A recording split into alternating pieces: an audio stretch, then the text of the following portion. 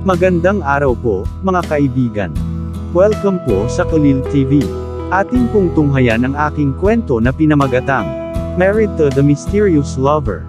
Pero kung bago ka pa lang sa aking channel, paki-like po ng aking video, paki-click po ng subscribe button gayon din ang bell icon para lagi kayong updated sa mga paparating ko pang uploads.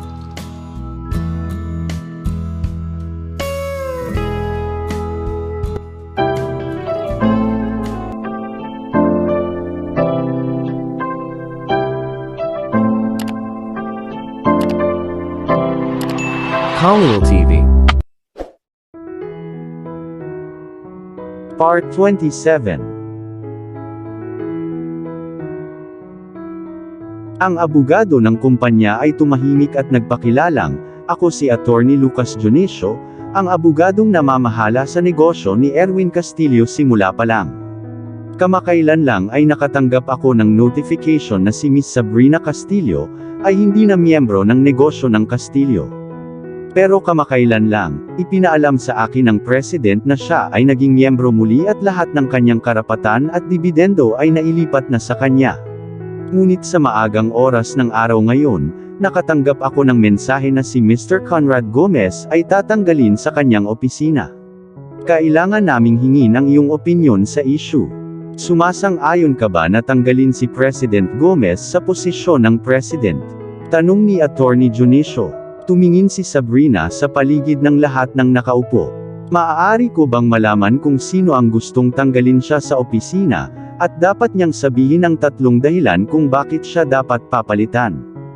Deklara ni Sabrina. Nagkaroon ng katahimikan. Naghihintay ang lahat. Alam ito ni Brenda Castillo, makakapag-isip siya ng mahihirap na tanong at masyado siyang magulo para mag-isip ng maaga. "Miss Castillo, hinihintay ka namin," sabi ni Attorney Dionisio. Sinenyasan ni Maya ang kanyang ina na magsalita at sinabi niyang, "I did." Si Conrad ay hindi nakarapat-dapat na maging president, at dapat na siyang tanggalin kaagad, sabi ni Brenda Castillo, nginisian si Sabrina. "Bigyan mo ako ng tatlong dahilan kung bakit siya dapat tanggalin," tanong ni Sabrina. Napakawalang kwenta ng babaeng ito. Sa palagay niya siya ang magdedesisyon na kumuha ng shot sa negosyo ng Castillo, dahil lang sa kalahating bahagi ng negosyo ng kanyang anak.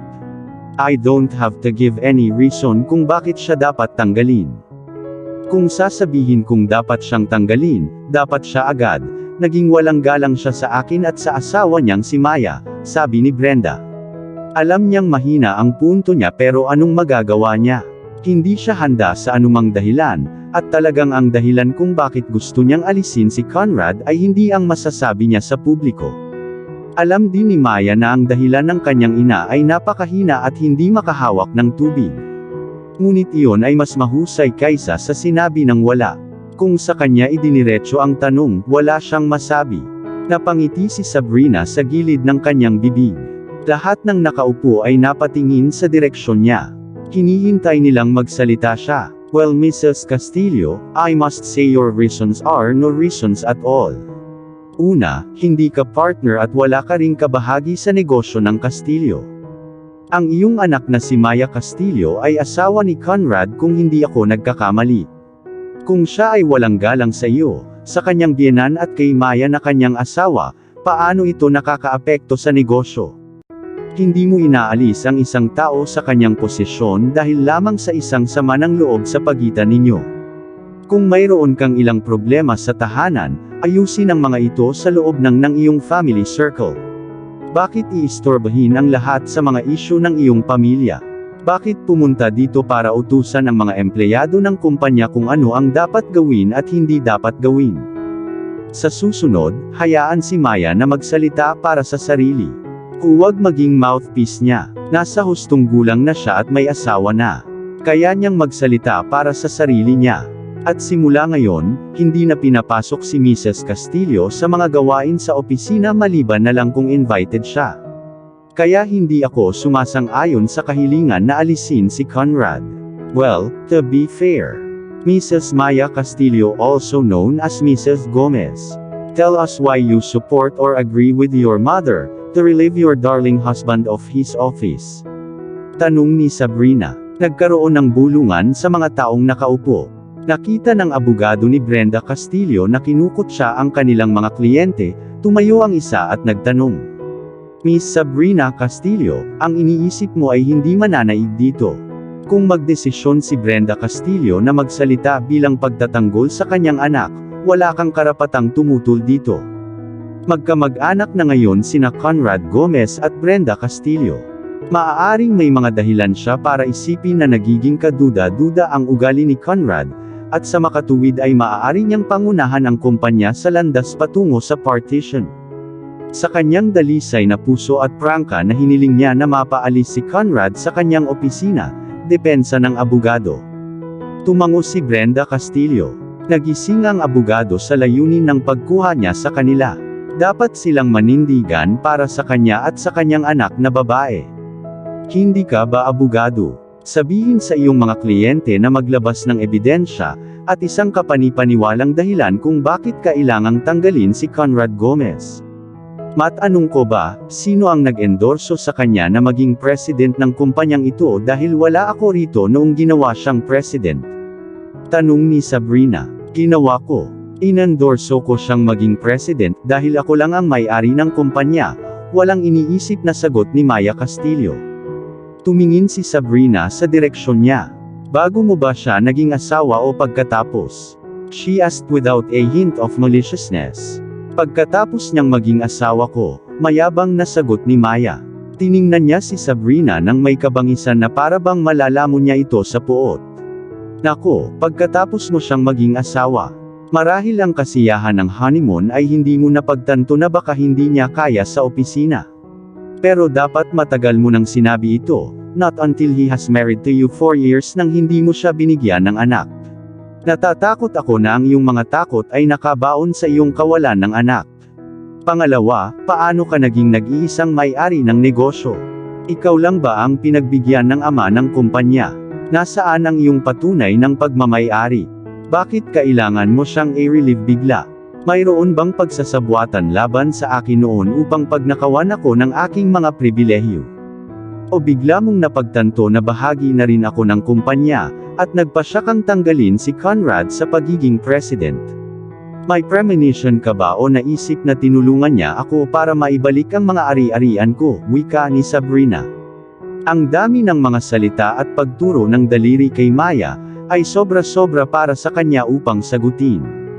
May naamoy ding kahina-hinala ang kanyang abogado sa sinabi ni Sabrina. Walang masabi si Maya Castillo. Nang makitang wala siyang sinabi, nagtanong si Sabrina, Conrad, sabihin sa lahat ng tao dito kung anumang oras ay nalaman mong si Maya ang nag-iisang may-ari ng negosyo. Ayokong maniwala na nakipagsabwatan ka sa iba para agawin ang karapatan ko. Tanong ni Sabrina. Wala akong ideya na hindi ka miyembro ng pamilya ng Castillo. Kaya marahil sina Maya at Brenda Castillo ang nasa pinakamagandang posisyon para sagutin ang iyong mga tanong, sagot ni Conrad. Ang mga mata ni Brenda ay nagpaputok ng mga patalim kay Conrad. How dare he want everyone to suspect her, and her daughter for being selfish? Pinunasan ni Attorney Lucas Dionisio ang kanyang lalamunan. Siya ay naghihintay para sa isang oras na dumating sa sitwasyon. Nagtataka siya kung bakit kanina pa siya sinabihan ni Brenda na hindi na bahagi ng negosyo ng Castillo si Sabrina. Tinanong niya siya at sinabi niya na siya ay napunta sa pagkatapon at nag-iwan ng isang testamento, na ang lahat ng kanyang mga ari-arian ay ibigay sa kanyang kapatid na babae. Nagpatulo pa siya ng ilang luha noon sa pagsasabing ang kanyang stepdaughter ay kapareho sa kanya ng kanyang biological daughter na si Maya Castillo. Mrs. Brenda Castillo, bakit mo ipinaalam sa akin noon, na hindi na bahagi ng negosyo ng Castillo si Miss Sabrina Castillo? Tanong ni Attorney Dionisio. Narinig ni Sabrina ang tanong at mahinang ngumiti. Maririnig niya kung ano ang magiging depensa niya. Sinubukan ni Brenda na sakupin ang kumpanya para sa kanyang sarili at kay Maya, ang kanyang anak. Si Conrad ang kanilang kasabwat kaya hindi siya maaaring malantad nang hindi rin sila tinatanong. I thought she was gone for good. I didn't. Nauutol na sabi ni Brenda. Ang kanyang mga abogado ay hindi nakapagsalita, Ang dami ng beses na ginamit niya ang letter na ay higit pa sa kanilang mabilang sa isang pangungusap. Parang may foul play para mabaligtad ang kumpanya kahit papaano. Mukhang napahamak sila na mawala ang argumentong ito.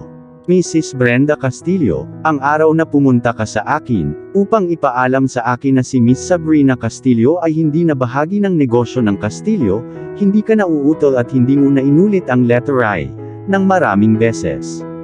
Sinabi mo na siya ay ipinatapon at hindi na babalik sa kumpanya. Sinabi mo sa akin na nag-iwan siya ng isang testamento na ang lahat ng mga ari-arian ay ilipat sa kanyang kapatid na babae. Hiniling ko sa iyo na magdala sa akin ng isang kopya ng testamento na filed, at hindi mo ito dinala sa loob ng maraming taon. Kaya hindi ko naapektuhan ang mga singil sa file. Kung hindi ko ipinilit na dalhin mo ang testamento bago ito iepekto, malaking pagkakamali ang nagawa ko sa pag-scrap ng pangalan ni Sabrina sa negosyo ng Castillo ng buo. Nang bumalik siya mula sa pagkatapon, bakit hindi mo sinabi sa akin na bumalik siya at automatikong binabawi ang kanyang mga ari-arian? Mayroon ka bang anumang bagay na hindi ka panipaniwala? Gusto mo bang kunin ang kanyang bahagi ng mga ari-arian at gawin itong sarili mo? Tanong ni Attorney Junicio. Mabilis na sumagot si Brenda Castillo nang itanong sa kanya ng abogado ang tanong. Mukha siyang paralisado. Kung ang isang tao ay isang baguhan tungkol sa kanyang mga intensyon, ang paraan ng pakikipag-usap ni Attorney Junicio ngayon, ang kanyang lihim ay magiging isang bukas na iskandalo.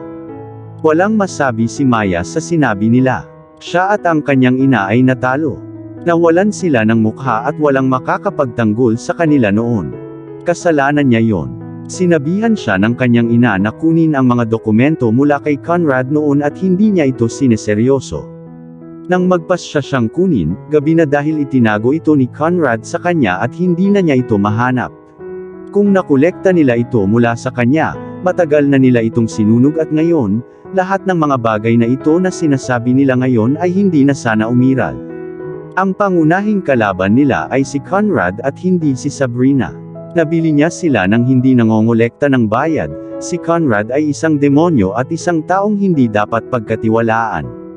Ngayon ano ang conclusion? Tanong ni Attorney Junicio. Siya ay nanatili ng mas matagal kaysa sa inaasahan.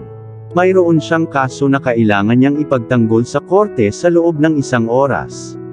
Si Conrad ay mananatiling president ng negosyo ng Castillo, hanggang sa piliin niyang magbitiw, deklara ni Sabrina.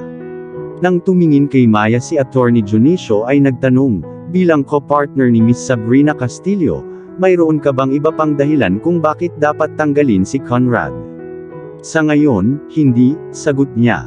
Wala na siyang ibang dahilan na magagamit niya para tanggalin siya. Napatulala na sila at nabutas na ang kanilang mga plano. Narinig mula sa dalawang kasosyo sa pagmamay-ari ng kumpanya, mayroon bang sinuman sa inyo na mga shareholders ang may anumang dahilan para tanggihan si Conrad Gomez, na magpatuloy sa pagiging president ng kumpanya? Tanong ni Attorney Lucas Junicio. Umiling ang 4 na nakaupong shareholders.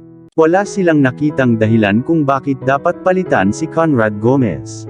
Ang meeting na ito ay opisyal na natapos sa pamamagitan ng aking hatol, na si Mr. Conrad Gomez ay mananatiling president ng negosyo ng Castillo hanggang sa susunod na notice, deklara ni Attorney Junicio at tumayo. Mabilis na pumasok ang kanyang assistant at kinuha ang mga files at sinundan siya palabas. Tumayo ang lahat maliban kay Sabrina na sumenya sa isa sa mga bodyguard niya. Pumunta ka sa technical department at humingi ng surveillance camera ng meeting na ito, bulong niya at tumango ang bodyguard, naglakad palabas. Tiningnan ni Sabrina ang galit na mag-ina at nagtanong, Conrad, sabihin mo sa akin kung paano mo pinatakbo ang kumpanyang ito sa nakalipas na 4 na taon at ilang buwan. Bago pa makasagot si Conrad, tinuro silang dalawa ni Brenda ng mga daliri, sa tingin mo nanalo ka. Hindi, wawasakin ko kayo ng lubos at sisirain ko ang inyong buhay. Ikaw Sabrina, papahirapan kita at ang mga anak mo ay hindi makakapasok ng kahit isang butil ng bigas sa kanilang bibig ng ilang araw, pagbabanta ni Brenda. May lumapit, hulihin ang babaeng ito at tumawag ng pulis, deklara ni Sabrina. Tumawag si Conrad sa Securities Department at sinabing ilang lalaki ang dapat ipadala kaagad sa kanyang opisina. Naalarma si Maya. Ang kanyang ina ay nagbigay ng lantarang pagbabanta. Siya ang mananagot kung may mangyari kay Sabrina at sa kanyang mga anak o kay Conrad. Dumating ang ilang lalaki sa opisina ni Conrad at inutusan ni Sabrina na dalhin si Brenda sa istasyon ng pulisya at kunin ang kanyang pahayag na kung may mangyari sa kanyang mga anak o sa kanyang sarili, si Brenda ang dapat managot. Naghain din si Conrad ng kanyang mga reklamo. Si Brenda ay inihatid palabas ng opisina ng president at sumunod ang kanyang anak na babae. Wala siyang masabi kina Sabrina at Conrad.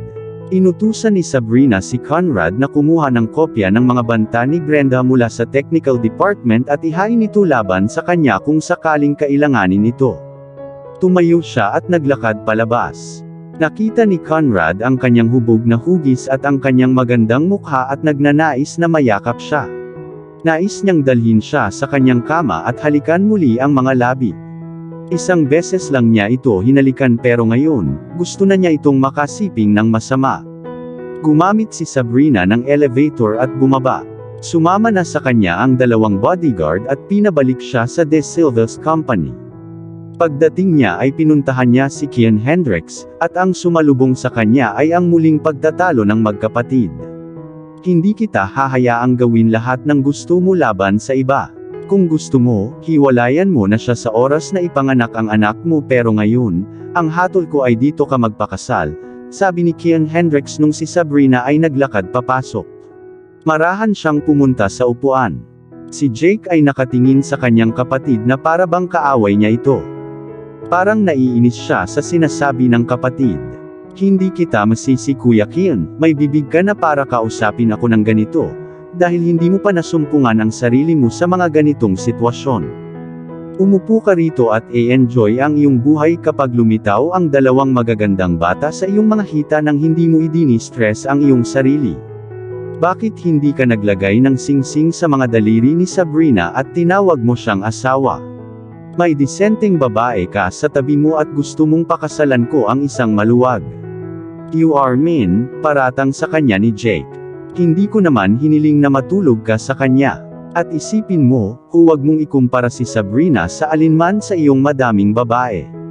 Nakuha mo ang nararapat sa iyo at ngayon ay hindi mo nais na managot. Deklara ni Kian Hendricks. Galit na siya. Nakaupo lang si Sabrina habang hinahaplos ang kanyang mga daliri. Hindi gusto ni Jake ang kasal na ito ngunit pinilit ni Kian Hendricks na dapat niya itong ituloy. Hindi ka man lang makikinig kay Daddy, pero pilit mong ipipilit kung ano ang nasa isip mo. Dapat mong isaalang-alang ang iyong sariling nakababatang kapatid kaysa sa isang babae na hindi ko pa sigurado kung ang bata ay akin, sabi ni Jake, nakapasok ang kanyang mga kamay sa loob ng bulsa ng pantalon niya. Paano ko malalaman kung sa iyo ang fetus o hindi?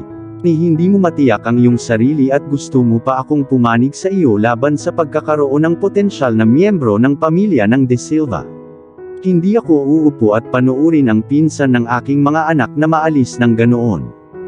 Kung mayroon kang ibang paraan para mapanatiling buntis si Rita, mangyaring gawin, sabi ni Kian Hendricks. Hindi ka pa kasal at gusto mong matrap ko ang sarili ko sa tinatawag na kasal. Ikaw ang unang lalaki ni Sabrina at ang kanyang mga anak ang iyong siguradong imahe. Di ba dapat ako din? Walang pagod si Jake sa pagturo ng daliri kay Kian Hendricks. Jake, lumabas ka. Sumigaw si Kian Hendricks at galit na pinandilaton si Jake. Nang makitang galit ang kapatid, tumalikod siya at umalis. Kung dadalhin mo muli ang topic na ito sa harap ko, I swear I will deal with you. Sumusumpa ako sa puntod ng aking lolo. Sigaw ni Kian Hendricks. Huminto ng ilang segundo si Jake bago lumabas. Alam niyang darating na ang wakas para hikayatin si Kian Hendricks kung hindi. Pumunta siya sa kanyang opisina at isinara ang pinto. Panay ang tingin ni Kian Hendricks sa pinto hanggang sa mawala na sa paningin si Jake. Galit na galit siyang tumingin habang patuloy na pinag-uusapan ng kanyang kapatid si Sabrina at siya ang kanyang unang lalaki. Di ba iba naman siya? Bakit hindi siya nabuntis ng kapwa niya at nanganak ng kamukha niya? Hindi ba nawalan siya ng sarili niyang unang pagkakataon sa iba? Bakit laging binabanggit na siya at si Sabrina ang first-timer ng isa't isa?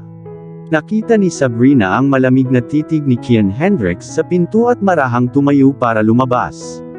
Kakausapin niya ito mamaya bago matapos ang araw. Saan ka pupunta? Tanong ni Kian Hendricks na nakatitig kay Sabrina. Binalik ni Sabrina ang tingin sa kanya at sinabing, "I will check on you later."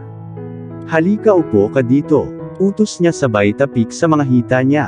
Iginalaw niya paatras ang upuan at binigyan siya ng space para maglakad palapit sa kanya. Bumalik si Sabrina at umupo sa kanyang mga hita. Niyakap ni Kian Hendricks ito ng mahigpit at si Sabrina ay naka-cross arms sa balikat niya. "Paano nangyari?" tanong ni Kian Hendricks. Ayaw niya ng sitwasyon kung saan aalis si Sabrina sa De Silva's company at sakupin ang kumpanya ng kanyang ama. "Gusto nilang tanggalin si Conrad sa pagiging president at tinalakay ko ang ideya," pahayag ni Sabrina. "Huling resulta?" tanong ni Kian Hendricks. "President pa rin ang tanga. Mukhang malapit na nilang tapusin ang kasal nila ni Maya. At sabik na siyang pakasalan ako, sweetheart. Hahayaan mo bang kunin niya ako?"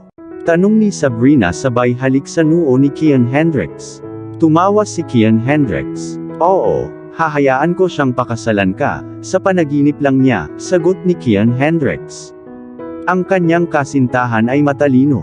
Hindi nakakagulat na ang kanilang mga anak ay sobrang talino. Hindi siya mapapasa iba. Siya ay nakatadhana na siya ay kanya lang, siya at ang kanyang mga anak. Hinalikan niya ito ng malalim hanggang sa mabunot si Sabrina. "Hayaan mo siyang makipaglaro pa. Tutulungan kitang maghiganti na sana ay nanatili silang mag-asawa at magtulungan." Kapag nakipaghiwalay siya kay Maya, kahit na ang 50% na pagmamayari niya sa negosyo ay mababawasan sa 25% at ang kanyang dating asawa ay magkakaroon ng kalahati ng kanyang mga shares. "Ikaw ang magiging pinakamahalagang tao sa kumpanya at sa mga gawain nito. Pagkatapos ay makikita ko na mawawala sa kanila ang lahat ng mayroon sila sa iyo. Darating silang gumagapang para humingi sa iyo ng lugar kung saan sila makahiga."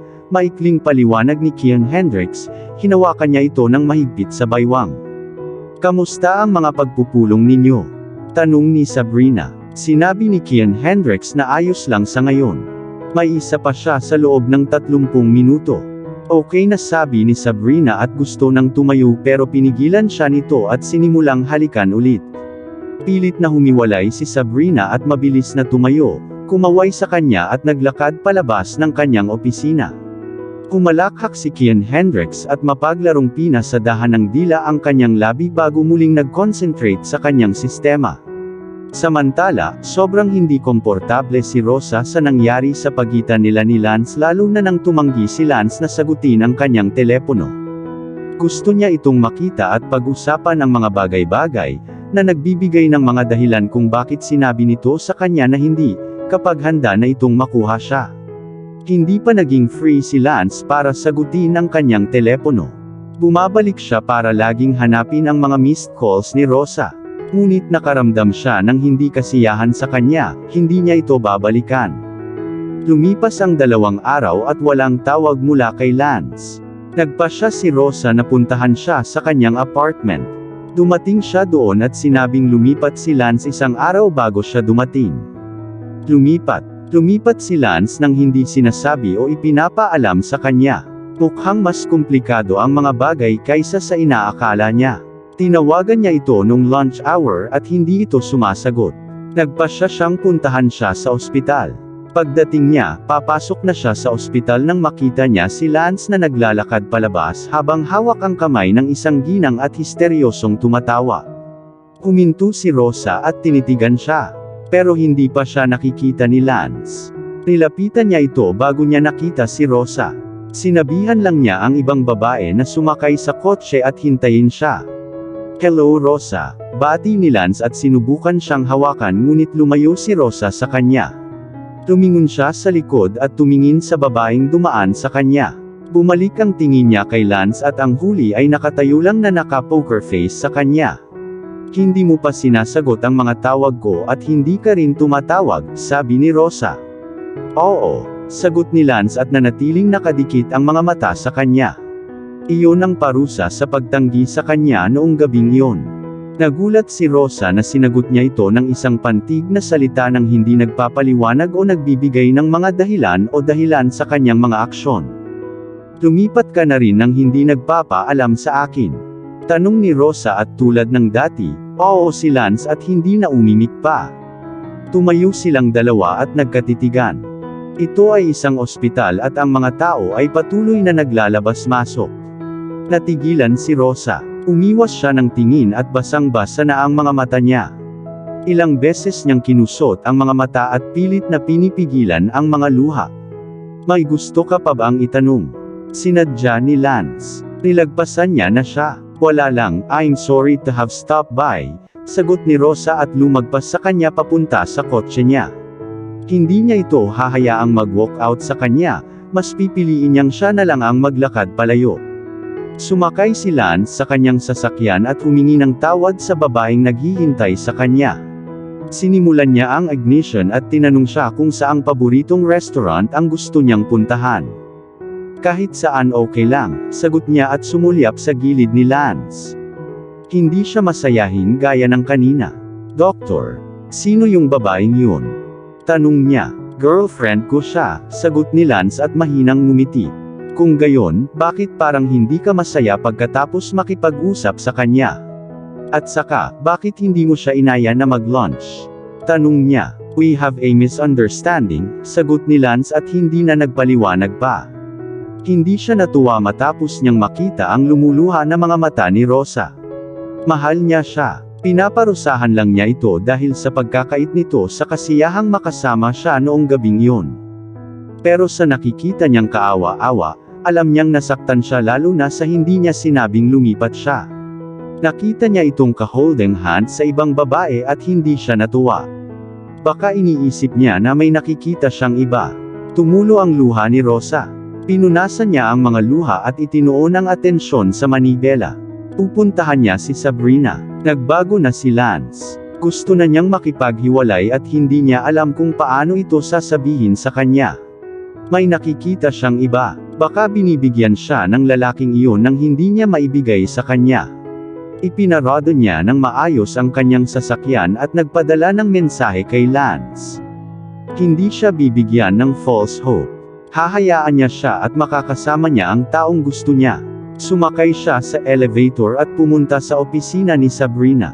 Hiniling niyang makita si Sabrina at itinuro ng sekretarya ang kanyang opisina. Pumasok siya at sa sandaling iangat ni Sabrina ang kanyang ulo mula sa mesa upang tingnan ang taong pumasok, napatitig ang kanyang mga mata kay Rosa. Agad na tumulo ang mga luha ni Rosa. Nagsimula siyang humagulgol at mabilis na tumayo si Sabrina mula sa kanyang upuan at hinawakan siya. Anong problema, Rosa? Okay lang ba si Mama? Tanong ni Sabrina sabay hawak sa kanya para maupo sa sofa. Napayakap ng mahigpit si Rosa at pinapatahimik. Pumasok si Kian Hendricks ngunit nakita niyang hawak ni Sabrina si Rosa na parang umaaliw sa babaeng humihikbi, umatras siya. Bumaba ng sasakyan si Lance at nagpas siyang tingnan ang kanyang telepono. Isang mensahe ang pumasok nung nagmamaneho siya ngunit hindi niya ito masuri sa oras na iyon. Nakita niyang galing ito kay Rosa. Napapikit siya at iniisip kung anong klaseng mensahe ang ipinadala sa kanya ni Rosa. Isang apology na hulaan niya. At dito na po, nagtatapos ang part 27 ng ating kwento. Sabay-sabay po natin abangan ang susunod na kabanata. Paki-support rin po ng mga kwentong pag-ibig ni Dion Channel TV na asawa po ni Khalil TV. Maraming salamat po. God bless and stay safe everyone. Shout out po sa ating mga kaibigan na sina Nora Abdul Qadir of Bahrain, Adelita Sherikian of Jerusalem, Israel, Marian Sushon of America, Mary Ann Bakat of Abu Dhabi UAE, Nelly Gallo of Canada, Abun Shoji of Japan, Ana U. Powell of Florida, USA, Evangeline Caballero of Kuwait, Emma Morgan of Kent, Seattle, Washington, USA, Evain Loha of Hong Kong, Annalisa Trinidad of Guagua, Pampanga, San Matias, Minda Adlawan of Davao City, Marivic Barquio of Kuwait, Lorena Barbosa of Moscow, Russia, Luz Tua of Israel, Trinda Sotelo of Umingan, Pangasinan, Teoni Villaris of Hong Kong, Simpatica of Singapore, Darkman Ed at Mimi of Canada, Devora Valdez of Singapore, Diana Francisco of UAE, Connie Maximo of Taiwan, Catherine Asaha of Kuwait, Jasmine Ramos of Abu Dhabi UAE, Annalisa Jamie of Saudi, Deds Adam of UAE, Annalisa Soldanya of Kuwait, Edita Barrientos of Saudi Arabia, Fiel Daliwan of Singapore, Janus Lunhas of Qatar, Jin Zinu of Riyadh City, Jennifer Gonzalo of Kuwait, Jane Gupit of Batangas City, Judy Char of Kuwait, Jean the Best of England, Harna Baduli of Saudi Arabia, Helen Tambanilo of Bahrain, Zenaida Porter of Australia, Hala Aguilan of UAE, Karen May Plato of Hong Kong, Merlin Thomas of Bahrain, Maria Renbuentipo of Uniza Al-Qasim KSA, Via Sagde of Kuwait, Nitz Reyes of Kuwait, Naranjo Luz of Hong Kong, Nympha Tolentino of Hong Kong, Maria Luningning Fabre of Brunei, Castaneda Jane of Macau, Cheryl Pastor of Hong Kong, Blessy A. Vitrio of Cyprus, Europe, Brigada Arconado of Hong Kong, Sia Sampok of Riyadh, Saudi Arabia, Cheryl Crofts of Australia, Coco Alcos of Germany, Elorder Dates Linkay of Hong Kong, Concepcion Zingabo of Qatar, Chiang Lo of Hong Kong, Elisa Orivilio of Barcelona, Spain, LV Canlubo of Batangas, EJ Cat of Hong Kong, Flor Arcega of Ambulong, Batangas City, Gemma Cubila Geraldo of Cyprus, June Gwyneth Igorot Country Sounds of Hong Kong, Hayane of Japan, Janine Castaneda of Casantaan, Urdaneta, Pangasinan, Jen Pitao of Qatar, Taylon 21 of Hong Kong, Tesel Ignacio of Hong Kong, Julie Bodoy of Italy, Marshall Lemery of Israel, Manang Mary's Channel of Amman, Maricel Love of Doha, Qatar, Mariam Hilario of Hong Kong, Melanie Isidro of France, Marivic Mauricio of Hong Kong, Meloji Sago of Singapore, Margarita Obonia of Dubai, Maria Cristina Uding of Riyadh KSA, Manette Chavez of San Diego, California, USA, Mary Grace Galen of Riyadh KSA, Mayu Calamante of Qatar, Maricel Dela of Hong Kong, Zenaida Bola of Riyadh KSA, Rodover Magallanes of Hong Kong, Rovlin Gamboa of Taiwan, Vilma Abrium of Macau, So Mendoza of Abu Dhabi UAE, Rowena Bandong of Macau, Putri Bungso of Riyadh KSA, Ray Jane Costa of Casantaan, Urdaneta, Pangasinan, Reynaldo Castaneda of Cabuloan, Urdaneta, Pangasinan, Olivia Dupagan of Singapore, Deleth Sevilla and Renan Sevilla of Alhambra, Los Angeles, California, Thea Williams of New Jersey, USA, Ludi Fan of Australia, Lorna Bayunas of Qatar, Tuisita de la Cruz of Riyadh KSA, Mercy Hernandez of Israel, Neri Uy of Hong Kong, Kenta Hamamoto, Fe Cruz, Vladimir Casimo, Glyceria Salab, Rex Roy, Jules HL101, Gemela Dumasil, Elsa Maestro, Jelon Dennis Ruiz, Gloria Cha of Quezon City, Gina Judy Adan, Josie Silva, Ruth Mayru, Sheila Rubio, Zenaida Abo, Tin Oronan Updates, OFW Adventures 404, Patsy CP, Reina Roque, Mari Lupanerio, Gina Olan, Amalia Capati, Jacqueline Pascual, Elisa Mendoza, Mary Grace Patricio, Sunida Abo, Arlene Esdava, Alia Garbawi, Arceli Alvaro, Angelo Cabrera, Alan Van Dinter, Alma Esturreis, Adnal Alods, Alma 1027, Angelica Fabroa Montajes, Azumi 12 Gamang, Alma Buena, Angelo Fuchs, Boots Gabriel, Boliza Buenaventura, Bibilin Ramirez, Begs General Udin, Beth Fernandez, Dear Lady Love TV, Debbie De La Roca, Shunli Diaries, Love Top Secrets, Twin Angels TV, Churito Flores, Conchita Alcos Rage, Cynthia Neva, Carmel Tagupa, Cher Blanche, Charlene Canete, Comwat May 2020, Dina Moises, Divina de Guzman, Delia Kinain, Dorsey Mendoza, Didang Soaban 03, De La Cruz Aloha, Ellen Juanilo, Eve Tisoy, Esther Serdancilo, Emerita Ariola, Eileen Montalvo, Edna Vinger, Aditha Barrientos, Elizabeth Plagaria, Gloria Abihiro, Femalig Onlina, Francis Grace Villegas, Fena Veros, Raquel Calao, Feli Upay, Grace Soco, Feli Cockle, Girly Bautista, Jenny Cabanca, Spice 221, Gemma Valmonte, Gloria Balan, Jin Kyle Alonzo, Girly Gina, Margarita Lagumbay, Grace Soco, Imelda Palma, Grace Villarta, Hani Habibi, Sons OFW Vlog, Helen Santiago, Imelda Palma, Sassy TV, Imelda Castillo, Jenny Joy Ruiz, Juliet Tamayo, Rose Bulak, Jeff Felgayo, Jomelon Angelical, Jennifer Bilo, Jeannie Malig On, Jeliv Guevara Ganelo and Family, Prince Ravai Olive Apple Papa Apple Jake Osmond and Daddy Sam, Jussie Baking, Vilma Laganzad, Jennifer Alamada, Joyet Barrientos, Kat Pablo,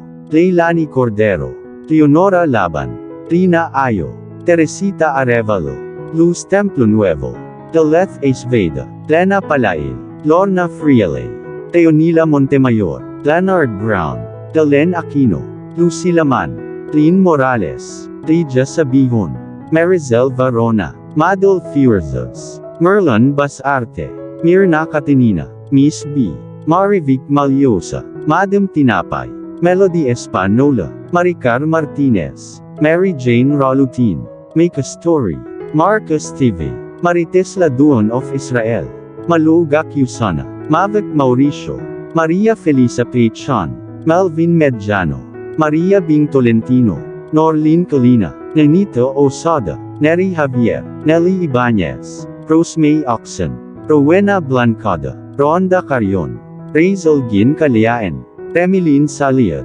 Rosie Paquiausi, Regilan Santos, Ruth Tambagahon, Rubili Balbon, Rosita de la Torre, Rodney Santiago, Raquel Epe, Regina Ward, Sydney Hossam, Sherlon Reneba, Shirl Pasakay, Sazith Oikawa, Susan Naval Castro, Susan Veril, Shanin Linas, Teresita San Luis Maliari, Vilma Sakin, Vina Angeles, Vilma Mariano, Yasrina Abdullah, Ruby Pedrajas, Yams, Zed Tago, Marieta Minada of Negros Occidental, Elsa Dishman of Kentucky, USA, Aida Silvestre, Marisa Vinas, Marifi Cuarez, Maribela, Maricel Lara, Rose Labor, Maribel Montajes, Sur Aida Minalin Raja Muda Makagkalat Salmo of Upper Bikutan Taguig City, Aloha de la Cruz, Angela Villapa Sibayan at sa mama niya na si Jesusa Sibayan, Evelyn Leopoldo, Eileen Paloa, Jana Ray Castaneda of Dubai, Nancy Arena of Macau, Angela May Texon, Diane Lauretti, Celine Piger, Christine Cotivo of Aman, Malu Pineda of Dubai, Lilian Madria, Alma Chano Padsuyan, Loida Di Castro, Marlon Lopez, Lerma Carbunco, KW Star, Marilu Antaypuesto, Mariam Dulay Carion, Rakila Yakan, Jergine Alvanista, Josh Lee, Rodrigo Alvarado, Rose Ellen Fernando, Therese Vivian Cotahan, Aida Bormolado, Zia Lee Aquino of Kuwait, Edison Cadawas, Irene Garcia. Maraming salamat po sa laging pag-support nyo sa Dion Channel TV at Kalil TV. God bless and stay safe.